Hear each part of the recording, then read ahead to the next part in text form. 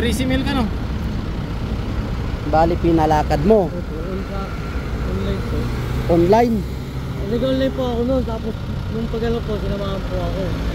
Tapos Hinga po ako ng bali 7, kasi una 6 po sa student po ako noon eh. anong 7? Binigyan mo ng 7,000? 7,000 nung huli. Yung una 3,000. Ano po, bali 6 po sa student daw po. So Kasi po lahat. 13,000 lahat-lahat. Sa 13,000 binigyan ka ng problemang napakalaki. Unang-una ito, security features muna brother ha, para makita mo. Hindi mo kayang iganyan ang original. Ayan o.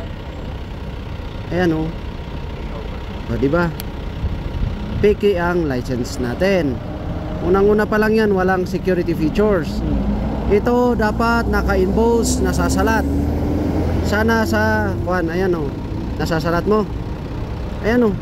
Di dapat nasasalat mo yan. Pati rin itong restriction mo, alanganin. Okay? Ngayon, kinuha mo yung lisensya mo nung 2023. Opo. 2023. Oh.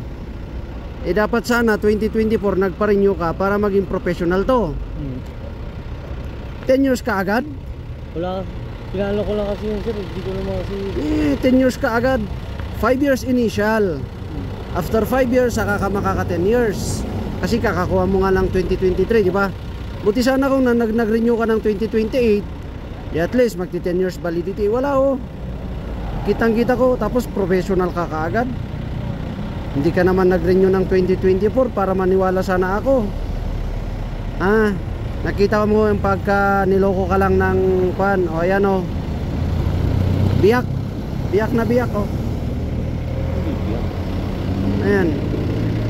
Ngayon, itong may license number na ito, pwede ka pang kasuhan yan. Kasi ginagamit mo yung identity niya eh. Kaya po kasi ano, kaya O, tapos tignan yung ID mo no, binigay mo lang sa kanila no. alam po, hindi, nagpa-picture po ako na Nagpa-picture ka? Opo. Grabe naman.